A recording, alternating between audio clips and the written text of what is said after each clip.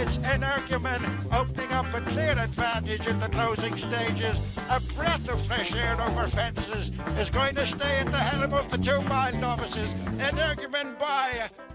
Boyle Sports has it all. Money back meetings every day. UK and Irish racing live streaming.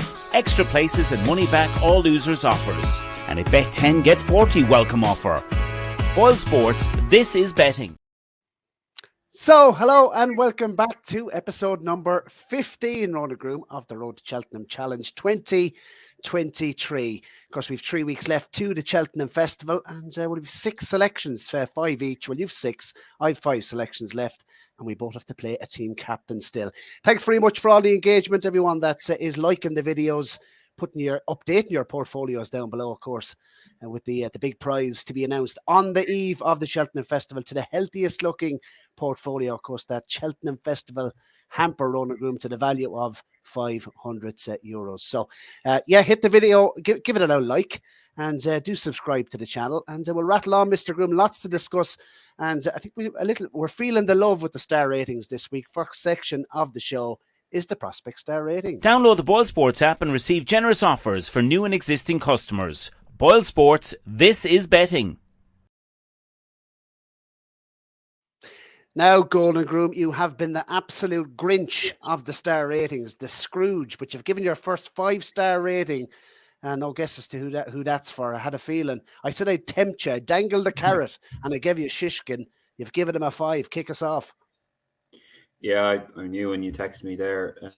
You gave me Shishkin. You were hoping for the 5 stars here, and I don't think you could really. Dangle the carrot. There was going to be 5 stars. Exactly. Yeah, he was excellent. I think it was Nico de Boinville saying before the race that he thought he'd know his fate after the first 2 fences. And if you go back and watch it, he jumps the first fence fine, and he really comes up in between the 2 runners there. I think it was Fakir Duderiz and whatever was on his inside. I can't recall at the moment, but he got into a rhythm, looked like the Shishkin of old, and you just loved the way he powered away up the straight. Absolutely no qualms about him staying or anything like that. He put 16 lengths between himself and Pictori. There's no real reason to believe why did Pictori run up to a standard. I think he probably did. And Shishkin's pull 16 lengths clear of him was a brilliant run.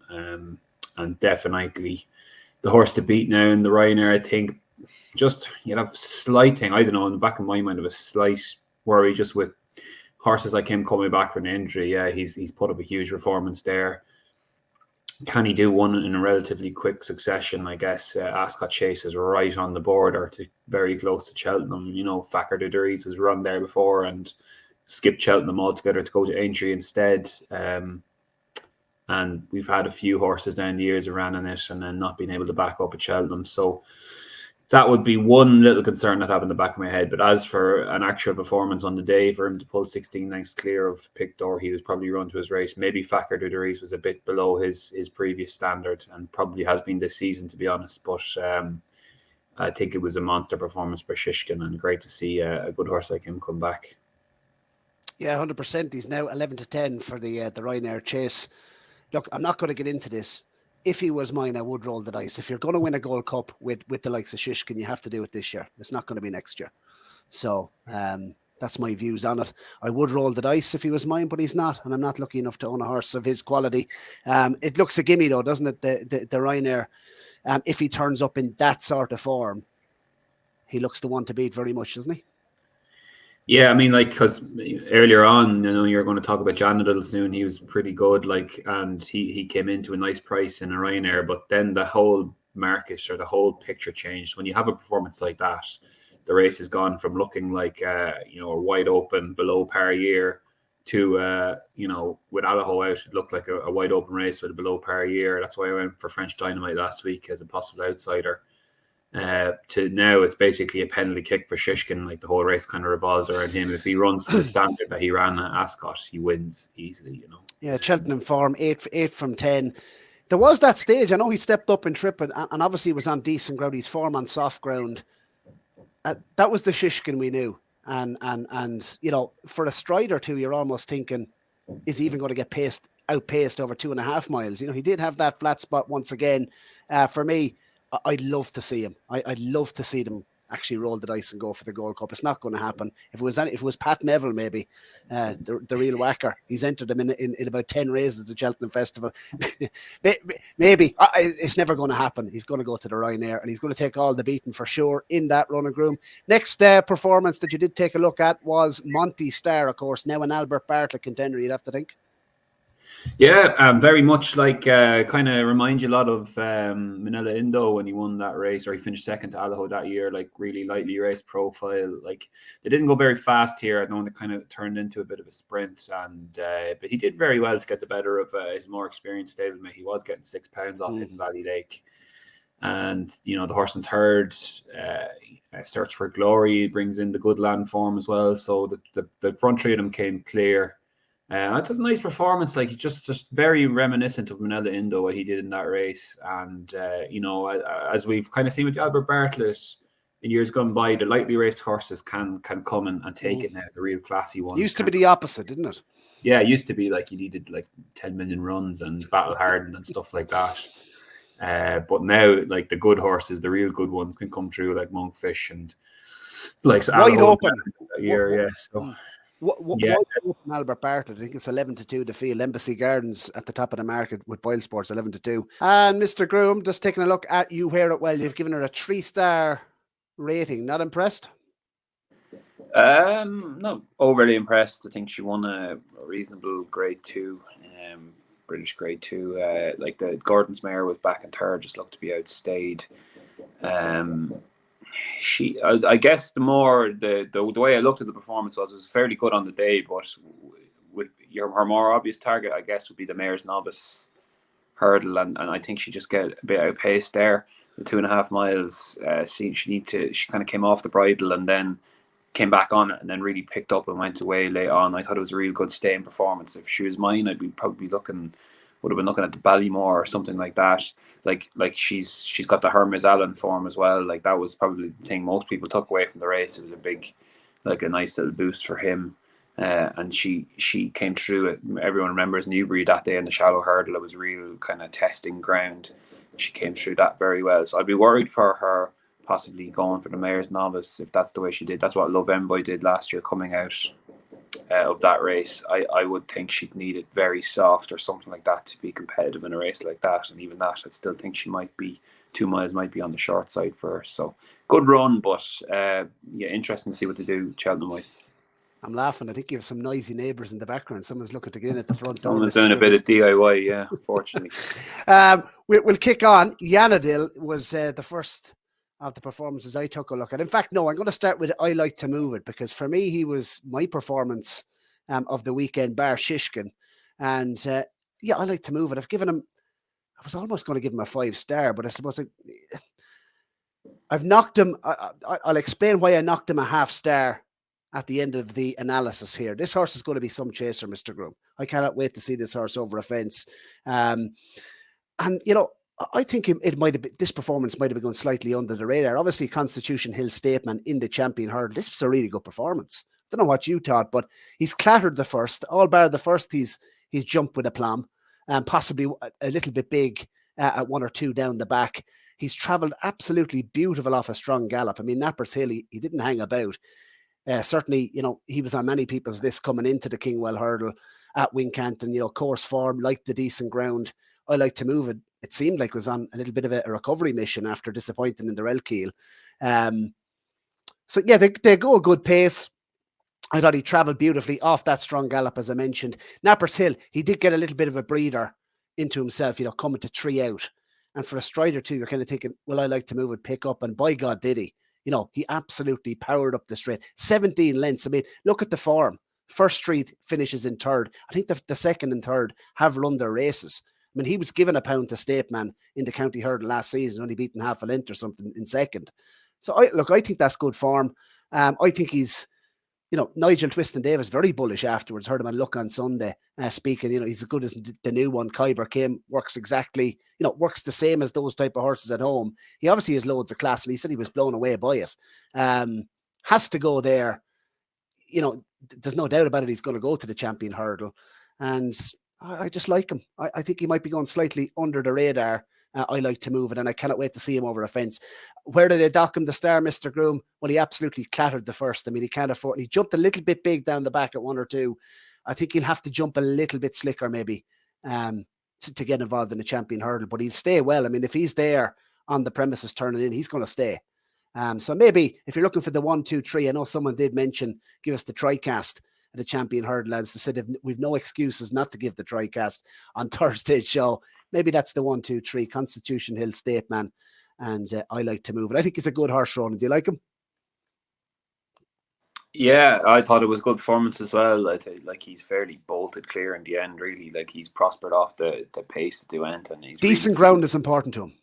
Yeah, and he's got the Cheltenham form in the book as well. Like it's just a pity. I guess Constitution Hill is around for his kind of champion hurdle chances, but it was a fine performance and definitely one that he definitely can put it up to State Man, I guess, for the minor placings. If you are so inclined to think that Constitution is going to win this easily, and State Man could be the one who gets into a real battle with him, you could see I like to move it, maybe possibly coming through later on and nabbing him. Maybe that could be an angle, but I think he's a nice horse. It's shaping up like it is a really good champion hurdle for once. So that's one good thing. Obviously, Constitution Hill, definitely the one to beat in there. Just taking a look, obviously, Jandal, the Red Mills Chase. That was a big day, of course, at Gowran Park.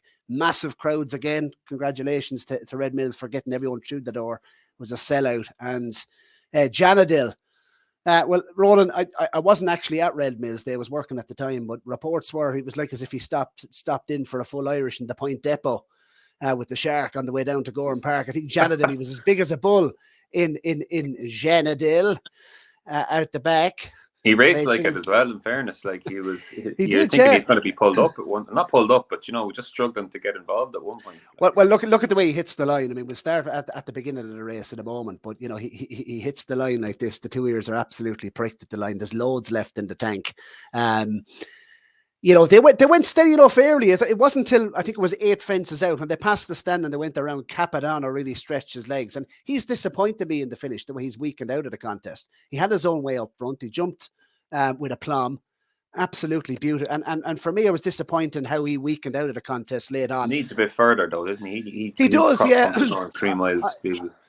I just don't think he did. Certainly, they went, he certainly did jump well down the back and really stretched his legs. And I just thought he'd be a little bit closer at the finish, personally, Capadano. But Jandal, I mean, he's jumped lovely. He's a big, strong horse, isn't he? His record, fresh, brilliant. He's won 4 times fresh in the past. Jumping is beautiful. Obviously, was second, the best form coming into the race, second to Allaho, of course, in the Ryanair last season. As you mentioned, he did race. I think it was 4 out. You could see Rachel kind of niggling. She's given him a beautiful ride, patient. But I just loved the way he picked up between 3 and 2 out. Maybe it was a combination. I think Jane Mangan said afterwards, was it a combination of the ones in front slowing down or the way he picked up? Probably a little bit of both. Hence why I've given him the 4 stars. I just think it was a lovely comeback effort. And, in terms of each way bets, I think that happened. I think that the Red Mills Chase was ran 5 minutes before the bookmakers were obviously cutting Jandal in. And Shishkin goes out and does what he does. But in terms of each way bets, I think Paddy Hassett put him up at 25 to 1 last week on the show. In terms of each way bets for the Ryanair, he certainly would have to be on the list. Jandal. Ronan Groome, right. Last one I'm going to take a look at is Ballyburn. Now, this fella done so much wrong in the bumper. Obviously, a point-to-point winner for Colin McKeever. Came with a nice reputation. This was a deep bumper. Obviously, Irish Panther was on many people's lists. Ran a decent race at Leopardstown. He's maybe disappointed a few is in there. Obviously, Quantum Storm, good horse, had his own way out in front for Gordon Elliott. So the way this horse picked up, I thought it was a massive performance actually. From a bumper horse, his head was nearly on the floor early. Down the back at halfway, he was giving Paddy a terrible time down the back the way he was pulling. So obviously a handful. Reminded me a little bit of Westport Cove. Obviously a very talented horse, and I wouldn't like to be laying him certainly for spring festivals. The likes of the champion bumper, wide open. It's an absolute lottery. So many chances in it, but this horse is clearly a talent, has given him a 4-star. For him to win like he did, I mean, I'd say a lot of people are giving up on his winning chance, turning in with his antics early on in the contest. So I'm not going to ask your opinion because I know you absolutely hate bumpers, but I think it was a solid effort on debut, very solid, and I've given him a 4 stars. Bumper winners go. I thought he was very good. So that was Ballyburden. Right, Ballyburden. Right, let's crack on with the next section of the show, Mr. Groom. It is, of course, the tracker horse. I'm expecting big things. Download the BOYLESPORTS app and receive generous offers for new and existing customers. BOYLESPORTS, this is betting. Mr. Golden Groom, what have you got for us this week? I was a bit searching around for one this week on what's a quiet weekend, I guess, Cheltenham wise. I was more annoyed than anything else to see the run of Ryoga Choice in the Apples Jade Mares Novice Hurdle, the listed contest at Punchestown on Sunday. Because I backed her for the Paddy Mullins handicap, but she fell quite early at the Dublin Racing Festival. The run just told me that she was probably well handicapped for that race because she's finished up beside a couple of better rated mares. In any case, I still think she ran pretty well. She came through late on there over the 2.5, first start over that trip, and showed she stays pretty well and shows she's a forward going mare. She hadn't run since she was like third to Magical Zoe. She was third or fourth to Magical Zoe up and down Royal, which was a good run. She got struck into it second last on that occasion. And I think they kept her back maybe to run her in the Paddy Mullins and keep her mark well. The form of that race, Liberty Dances in that race, a couple of other nice mares had worked out well. And I thought she was well handicapped. And she was, as it turned out, was well handicapped because she ran quite well here. But she could pick up again. Like she's lots of options now going forward. I'm not sure Cheltenham's on the agenda. But you know, the Fairyhouse Grade 1 for mares novices, and even back to Punchestown after for the Open Grade 1 for mares novices. Or there's another mares race, I think, lesser mares race towards the end of the week there that she could go for it. But I definitely think she's worth keeping an eye on next time. She'll be fitter, and she seems to be progressing along. So yeah, keep an eye on her. Ryoga Choice. Interesting, Mr. Groom. I'm going to throw one in to the mix, and it doesn't come over jumps either. It's on the all-weather. So I think this might be my second. Just to mention as well, Westbury is a tracker horse won during the week for Mick Winters. So this obviously section of the show has proved profitable. Hullabaloo is the horse I'm going to put into the mix. I'm going to make a big hullabaloo about this horse, Mr. Groom. Simon Dow trained 4-year-old won a couple of days ago at Lingfield over the mile. Got up literally on the last stride to beat Blue Collar Lad off a mark of 65. So I haven't seen the revised rating, but was stepping up to the... Why are you putting up a 65 rate for that horse on the because I think because I'll tell you why. I think it'll win again. Wasn't Hullabaloo the novice chaser for Paul Nichols one year? Did he win the Henry VIII? I don't know. Sure he did, yeah. Well, if he won the Henry VIII... In the big bucks colours. Not the same horse anyway. This horse was rated 79, had 2 spins, changed stable from Simon Dow to Jim Boyle, and had 2 spins back in the autumn, and has been coming down the way, transferred back to Simon Dow, and has had 6 runs and has come all the way back down to 65. Stepped up in trip to a mile last time. Not going to bore the listeners, all the jump fans, but it won off 65, and let's just say it will win again. So Hullabaloo, well handicapped, and I wouldn't be surprised if it racked up a bit of a sequence. Eye catcher, even though it cut up on the last, the dying strides. More to come from that one for sure. Right, Mr. Groom, next section of the show is the big question. BOYLESPORTS has it all. Money back meetings every day. UK and Irish racing live streaming. Extra places and money back all losers offers. And a bet 10 get 40 welcome offer. BOYLESPORTS, this is betting. Yeah, questions from Twitter this week, Mr. Golden Groom. We posed the question to Twitter, got a couple of responses. National Hunt Tips says score prediction for the Pressbury Cup from each of the lads. We were just talking about the scores the last couple of years, Mr. Groom. 23-5 was it an all-time best for Ireland in 2021?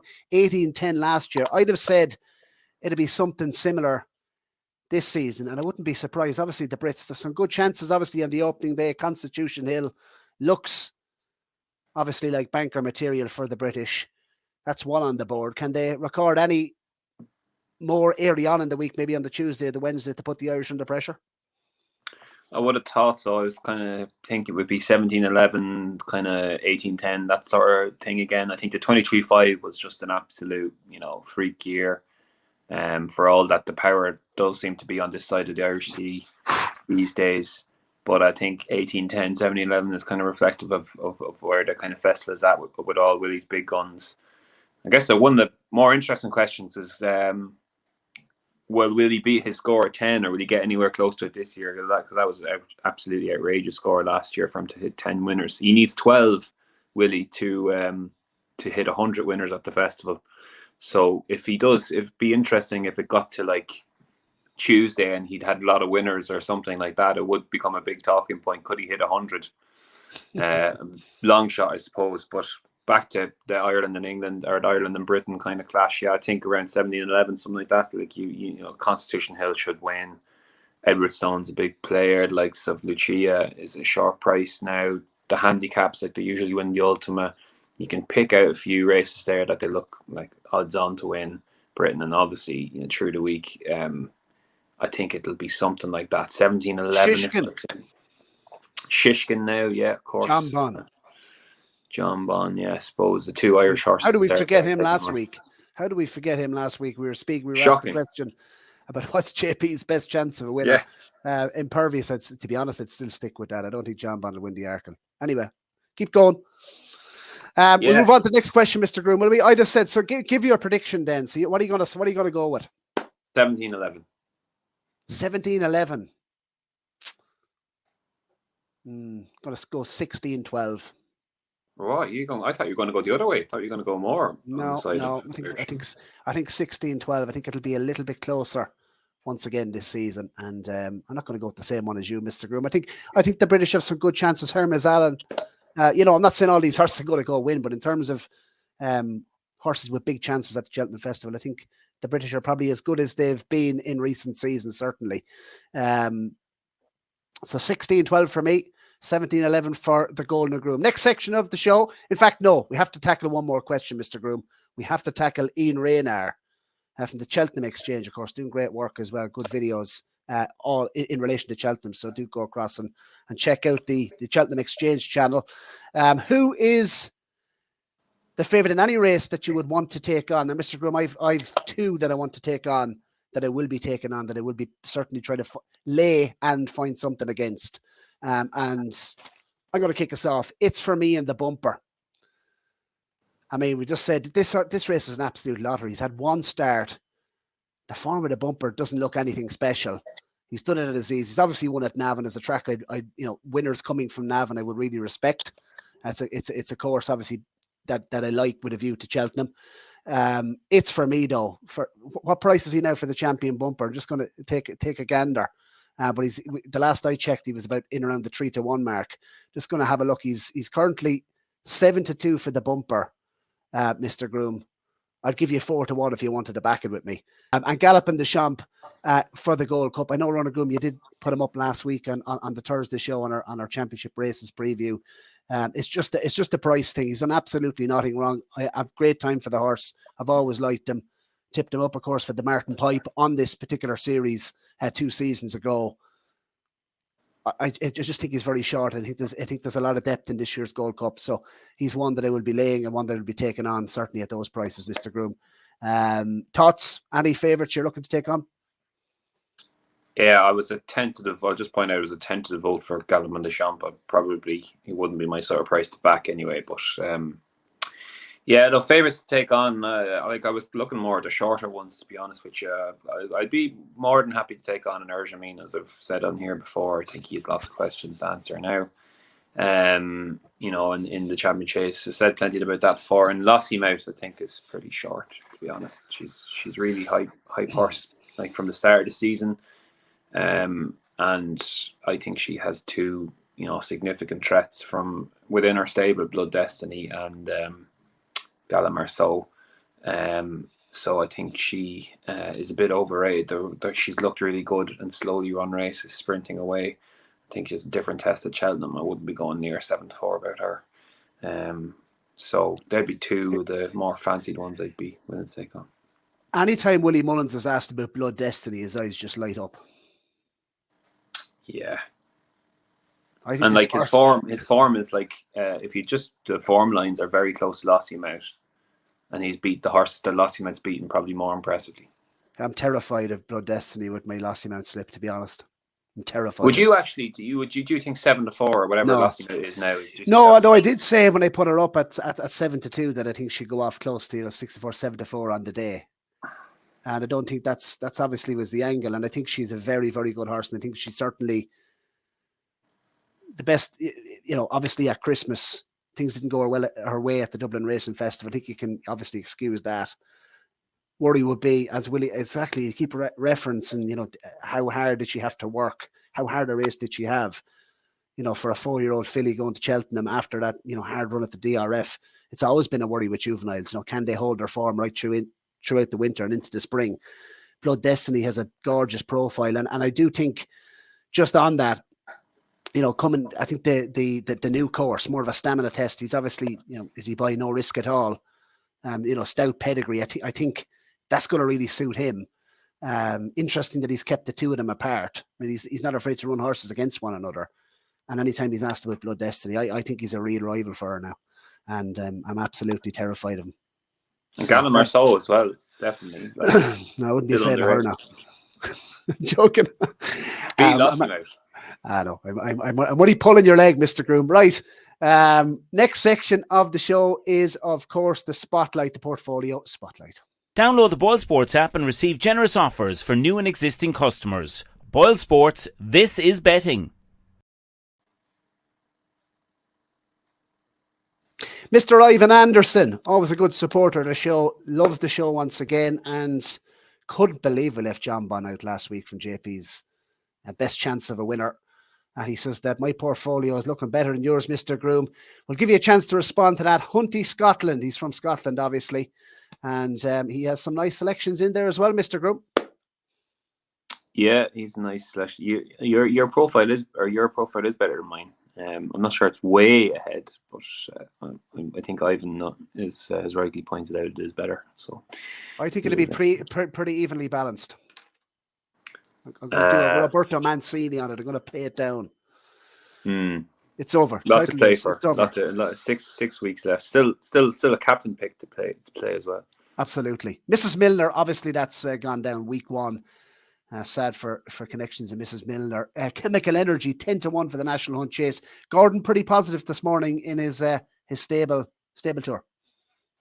Yeah, I didn't get a chance to read that, but that's interesting. Yeah, he's still there anyway. Chemical Energy, and I'd probably put Gary O'Demeniel a bit in the take on camp as well. Like I think he's probably a short price just because they've had the National Hunt Chase. Like it's literally been since the start of the season, or since even last season they were talking about the National Hunt Chase.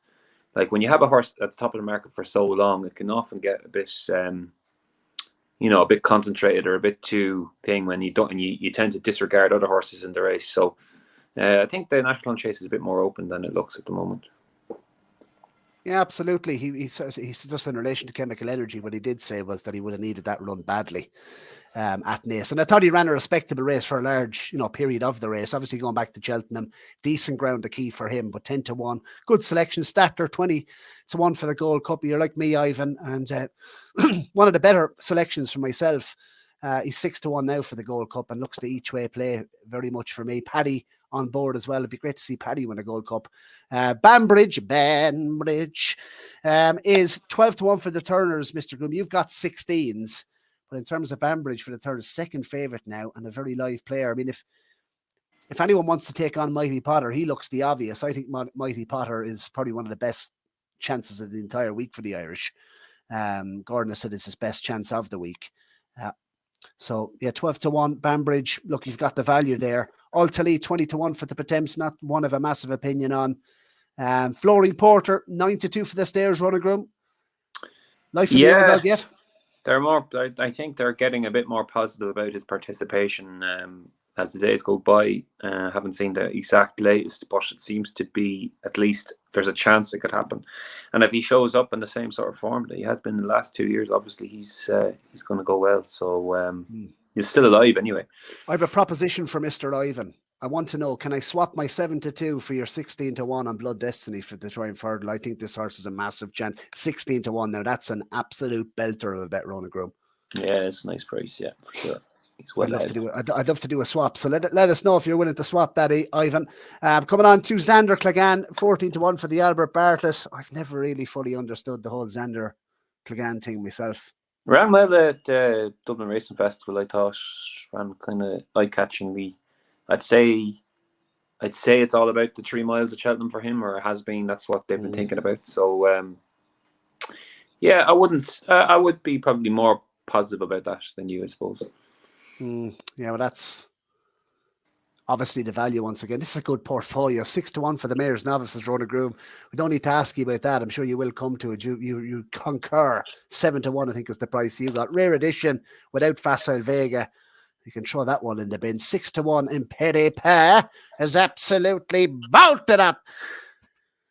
Yeah, 6-1 for the Ballymore. I think as a 5-year-old going into this, I think he was a Mayor of June foal as well. I think he's more next year's horse in Ante-Post, personally. Obvious claims, and could be quite special. I like the horse a lot. I have to say his form took a bit of a boost as well at the weekend with Noel Meade's mare running quite well again. I think that's he's definitely a big player in the Ballymore for sure. She could be anything. She could be anything. Obviously, finished second, was run down late. She ran a good race at Punchestown as well. I know on paper the horses in behind have come out and won and run well, but I still think it was a poor Moscow Flyer. It wasn't a vintage renewal for me. It wasn't, but he won easily and hurdled well. And stepping up in triple suit, jumped very well. Can't wait to see him over a fence. 2 miles over a fence next season. Now that'll be a sight. It's for me for the bumper 5-1. If you give me 10-1, I wouldn't back it.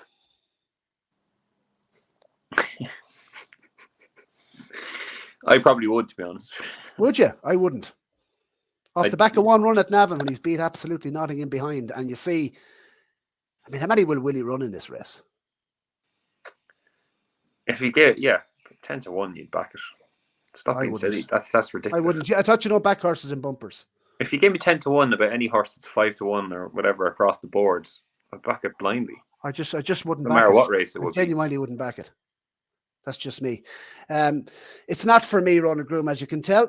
Cool Survivor, 12-1 for the Martin Pipe. Yeah. Not one of massive opinion on a Billaway. I just love this horse. I just love him. And I think he could run another massive race, Mr. Groome. I don't know what you think. Billaway. Very sluggish the other day. I'd love to see it.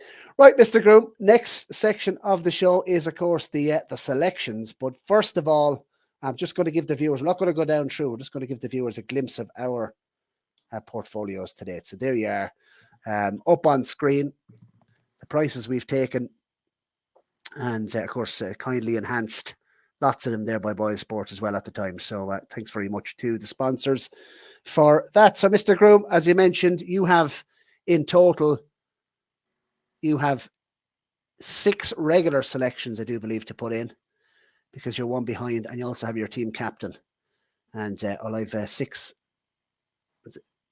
regular selections to put in, and my team captain. Sorry, 5 regular selections and my team captain. So everyone, make sure to update your portfolio below.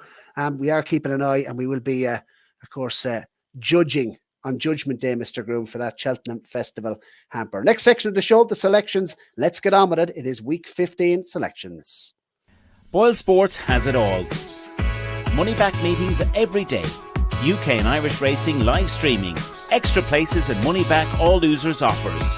And a bet 10 get 40 welcome offer. BOYLESPORTS, this is betting.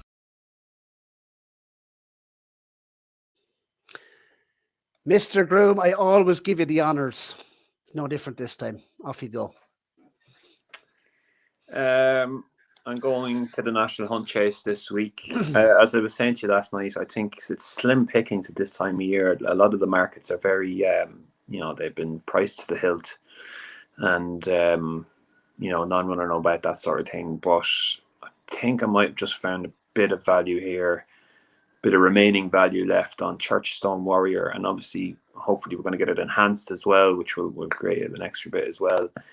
But I was at Navan when he won. Really impressed with him. And in a race that I thought was a rock solid standard, with Matter Mission in second, well backed on the day, and flanking maneuver and an eye-catching race in third, and they've come 15 lengths clear.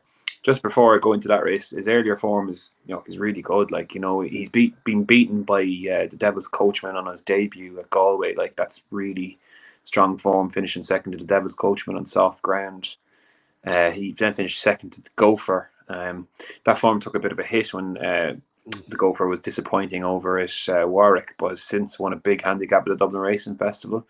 And then you second the Galliard de Maynil at Leopardstown, when we probably could have went a better direction in the straight. Maybe didn't get the best ground. So he's 7.5 lengths to fine with Galliard de Maynil. But I think all this horse does is stay. He really knuckled down and got the better of Maller Mission there for Aidan Coleman and Navan. Stayed really strongly. I think the extra 5 furlongs will suit him down to the ground. Jonathan Sweeney trains the only small trainer in Cork, thinks he'll be better the further he goes, thinks he's only growing up now, like, even though he's an 8-year-old, I think, already. But he's only really coming into his own. Lovely performance at Navan. Yeah, lovely performance. Only 4 starts. That was only his 4th start over fences.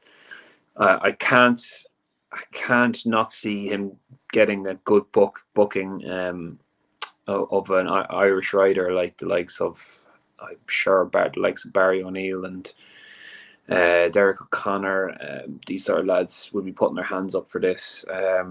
Like, he's got to be rock solid there, and I think prices around BOYLESPORTS are 7-1 at the moment.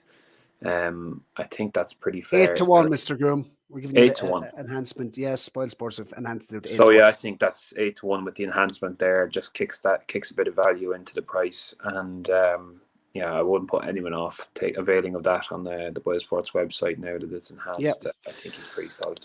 Well, it'll be available over on the Twitter page, so we will put the links for both our selections once again over on the Twitter page from 6 p.m. on the 20th, of course, as we're recording Monday the 20th. So, Mr. Groom, I do like his profile, I have to say. So, I think that's a very solid selection in a race that you obviously haven't delved too much into yet. You've obviously mentioned Galliard de Maynil a couple of times. The one I'm going to the Boodles, Mr. Groom, I'm putting in my second handicap selection of the series. Very competitive race, obviously, to get the winner of the Boodles might be quite tricky, but there is one I could see taking a lot of support now in the next couple of weeks as we build up to Cheltenham. And it's a horse I don't know, I just loved what he done. He was actually we put him into the tracker last week, Mr. Groom. He ran in that, that famous Naas Novice hurdle that, I think was it 3 of the last 4 winners have actually won the race at Naas. This horse finished 3rd in behind Charles Burns' Biker. Lovely horse. Big imposing 4-year-old by Le Havre. He's actually a May full, so I'd say you're going to see an even better horse in the spring. He was very impressive at Naas on penultimate run. Travelled and looked like the winner the whole way. He jumps beautifully.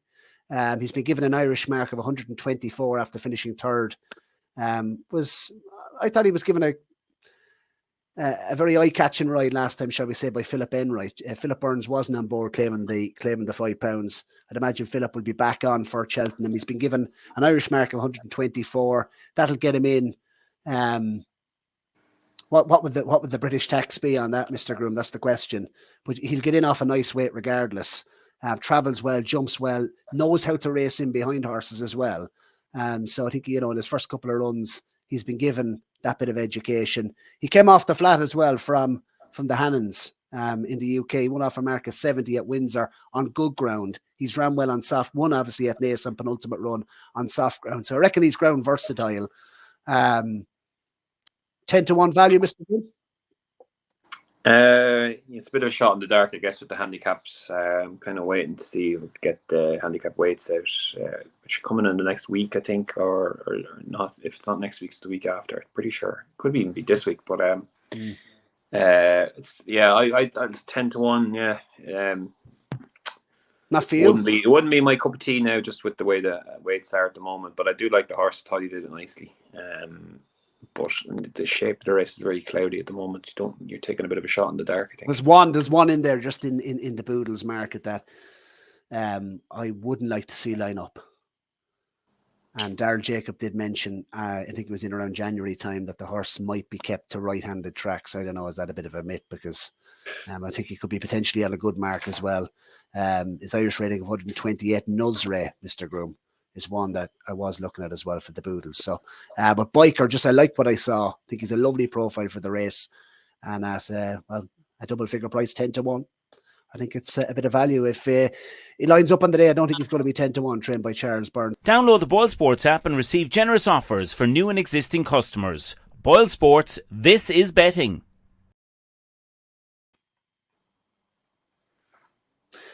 Mr. Groom, that concludes episode number 15 of the Road to Cheltenham Challenge. Once again, absolute pleasure. We'll be back, of course, on Wednesday afternoon recording our preview of the novice races at the Cheltenham Festival.